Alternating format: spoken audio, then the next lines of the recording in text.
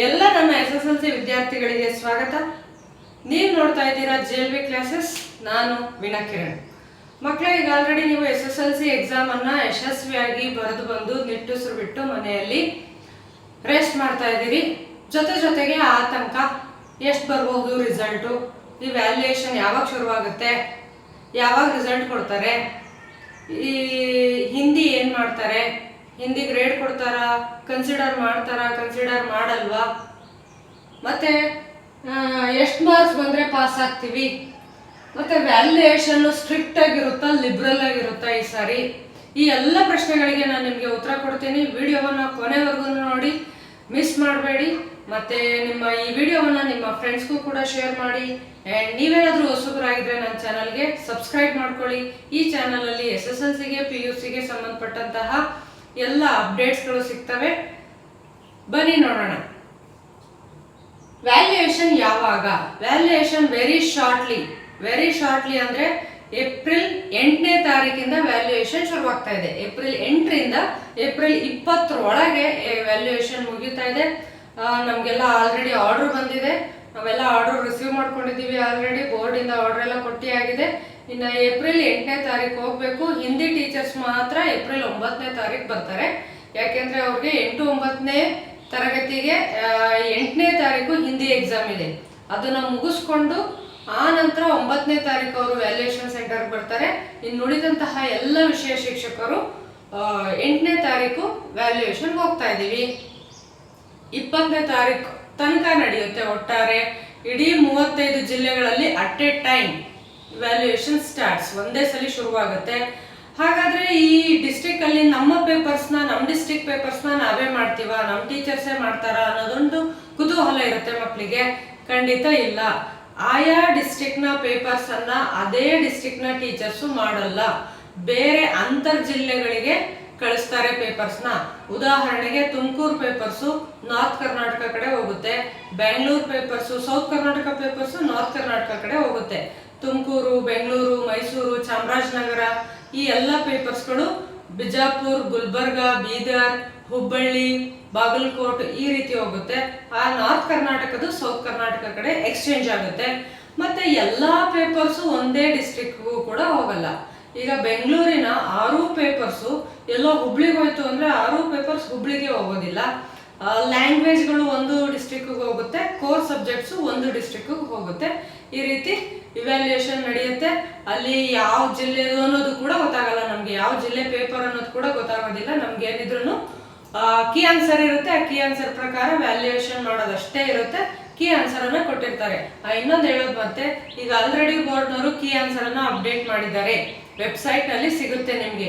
ನೀವೇನು students corner, SSLC students corner ಅಂತ ಇತ್ತಲ್ಲ, ಅಲ್ಲಿ ಸಿಗುತ್ತೆ. ಅಲ್ಲಿ ಹೋಗಿ ಕೀ ಆನ್ಸರ್ ಅನ್ನ ಡೌನ್ಲೋಡ್ ಮಾಡಿಕೊಂಡು ನೀವು ನೋಡಬಹುದು. ನೋಡಿ ನೀವು ಬರೆದಿರ್ತಕ್ಕಂಥ ಆನ್ಸರ್ ಅದನ್ನ ಚೆಕ್ ಮಾಡ್ಕೋಬಹುದು. ಅಥವಾ ನೀವೇನಾದ್ರೂ ಇಲ್ಲ ನನಗೆ ಚಾಲೆಂಜ್ ಮಾಡೋದಿದೆ, ಈ ಕೀ ಆನ್ಸರು ತಪ್ಪು ಕೊಟ್ಟಿರೋದು, ಚಾಲೆಂಜ್ ಮಾಡಬಹುದು ಅನ್ನೋದಾದ್ರೆ ಖಂಡಿತ ಚಾಲೆಂಜ್ ಮಾಡಬಹುದು. ಅದಕ್ಕೂ ಕೂಡ ಒಂದು ಫಾರ್ಮ್ಯಾಟ್ ಇರುತ್ತೆ. ಆ ಫಾರ್ಮ್ಯಾಟ್ ಅಲ್ಲಿ ಫಿಲ್ ಮಾಡಿ ಕಳಿಸಿದ್ರೆ ಖಂಡಿತ ಆ ಕೀ ಆನ್ಸರ್ನ ಚಾಲೆಂಜ್ ಮಾಡ್ಬೋದಾಗಿರುತ್ತೆ. ನೀವು ಕ್ರಾಸ್ ಚೆಕ್ ಮಾಡ್ಕೋಬಹುದು. ಓಕೆ, ನೆಕ್ಸ್ಟು ವ್ಯಾಲ್ಯೂಯೇಷನ್ ಸ್ಟ್ರಿಕ್ಟ್ ಅಥವಾ liberal.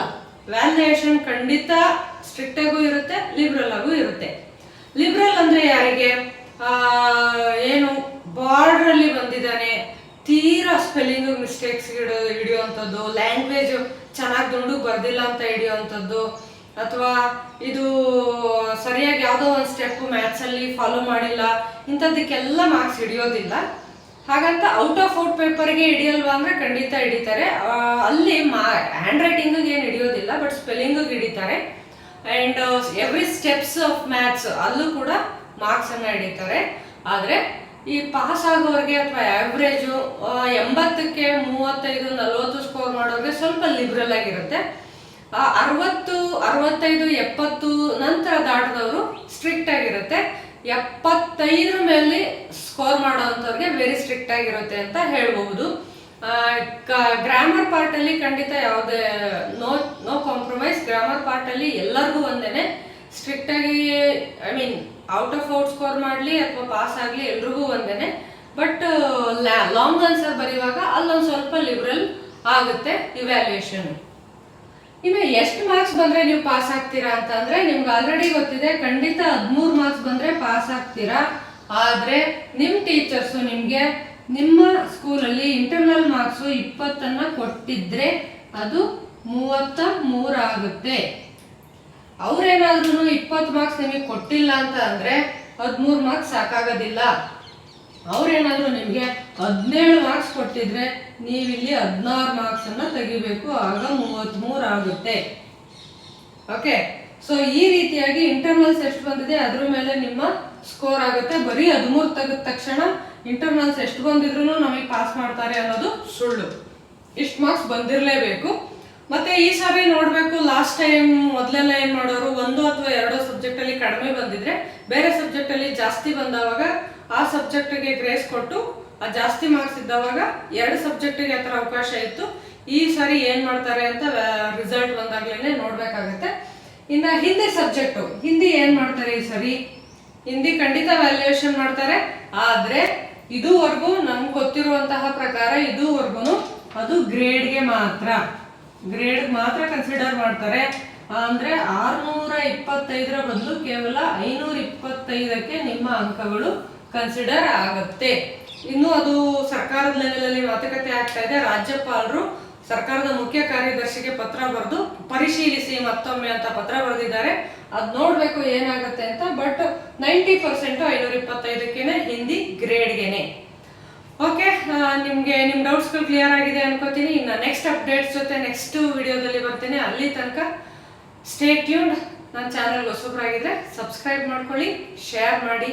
Don't forget to like and comment your score. ನಿಮ್ಮ ಸ್ಕೋರ್ ಎಷ್ಟಿರ್ಬೋದು ಕಮೆಂಟ್ ಮಾಡಿ.